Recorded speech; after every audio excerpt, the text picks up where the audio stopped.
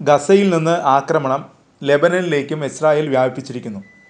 ഇതോടെ കൂടുതൽ രാജ്യങ്ങൾ ഇസ്രായേലിനെ കൈവിടുന്നു. ഏറ്റവും ഒടുവിൽ ഫ്രാൻസാണ് ഇസ്രായേലിനെതിരെ പരസ്യ നിലപാട് സ്വീകരിച്ചിരിക്കുന്നത്.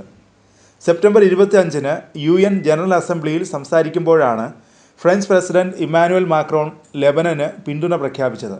സംഘർഷത്തിൻ്റെ തീവ്രത കുറയ്ക്കാൻ ഇസ്രായേലിനോടും ഹിസ്ബുള്ളയോടും മാക്രോൺ ആവശ്യപ്പെട്ടു. ലെബനനിലേക്ക് ആക്രമണം വ്യാപിപ്പിക്കുന്നത് ഇസ്രായേലിന് വലിയ തിരിച്ചടിയുണ്ടാക്കും. ഞങ്ങൾക്ക് ലെബനനുമായി യുദ്ധം ചെയ്യാൻ കഴിയില്ലെന്നാണ് മാക്രോൺ പറഞ്ഞത്. ഗസയിൽ ഇസ്രായേൽ നടത്തുന്ന അതിക്രൂരമായ ആക്രമണങ്ങളെയും ഫ്രാൻസ് വിമർശിച്ചു. റഷ്യ-യുക്രൈൻ യുദ്ധവും മാക്രോൺ പരാമർശിച്ചു. യുക്രൈനൊപ്പം നിൽക്കുമെന്നും ഫ്രഞ്ച് പ്രസിഡന്റ് പ്രഖ്യാപിച്ചു. അതിനിടെ പശ്ചിമേഷ്യയെ ഭീതിയിലാഴ്ത്തി ഇസ്രായേൽ ഹിസ്ബുള്ള സംഘർഷം രൂക്ഷമാകുന്നു. കഴിഞ്ഞ ദിവസം മൊസാദിൻ്റെ ആസ്ഥാനം ലക്ഷ്യമിട്ട് ഹിസ്ബുള്ള മിസൈലുകൾ തൊടുത്തു.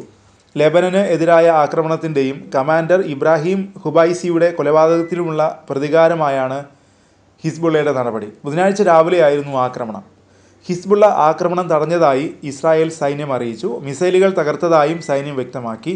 ടെൽ അവീവിലും മധ്യ ഇസ്രായേലിലും ബുധനാഴ്ച രാവിലെ സൈറനുകൾ മുഴങ്ങിയിരുന്നു. ഇത് ആദ്യമായാണ് ടെൽ അവീവ് ലക്ഷ്യമിട്ട് ഹിസ്ബുള്ള മിസൈൽ ആക്രമണം നടത്തുന്നത്.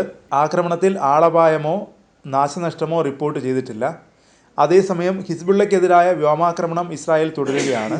ലെബനനിലെ ഇസ്രായേൽ നടപടികൾ വ്യക്തമാക്കുന്ന ഒരു വീഡിയോയും പുറത്തു വന്നിട്ടുണ്ട്. ഹിസ്ബുള്ള കമാൻഡർ ഇബ്രാഹിം ഹുബൈസിയും മറ്റ് 6 പേരും ചൊവ്വാഴ്ചയിലെ ആക്രമണത്തിൽ കൊല്ലപ്പെട്ടിരുന്നു. ഹിസ്ബുള്ള റോക്കറ്റ് വിഭാഗത്തിൻ്റെ കമാൻഡറാണ് ഹുബൈസി. മറുപടിയായി വടക്കൻ ഇസ്രായേലിലേക്ക് ഹിസ്ബുള്ള 300ഓളം റോക്കറ്റുകൾ അയച്ചു. 1 വർഷത്തോടടുക്കുന്ന ഗാസ യുദ്ധത്തിനിടയിലാണ് ലെബനനിലും ഇസ്രായേൽ പുതിയ പോർമുഖം തുറന്നത്. ഇസ്രായേലിൻ്റെ 60 കിലോമീറ്റർ ഉള്ളിലുള്ള സ്ഫോടക വസ്തുശാലയെ ലക്ഷ്യമിട്ട് തിങ്കളാഴ്ച രാത്രി റോക്കറ്റുകൾ അയച്ചെന്ന് ഹിസ്ബുള്ള പറഞ്ഞു. ഇസ്രായേലിൻ്റെ ആക്രമണത്തിൽ പരിക്കേറ്റവരാൽ ലെബനനിലെ പല ആശുപത്രികളും നിറഞ്ഞെന്ന് ലോകാരോഗ്യ സംഘടന പറഞ്ഞു. ഇസ്രായേലിലെ ഹൈഫയിലുള്ള പ്രധാന ആശുപത്രി പ്രവർത്തനങ്ങളെല്ലാം ഭൂഗർഭ അറയിലേക്ക് മാറ്റി. ഹൈഫയിൽ ഹിസ്ബുള്ള റോക്കറ്റ് ആക്രമണം നടത്തിയതുകൊണ്ടാണിത്.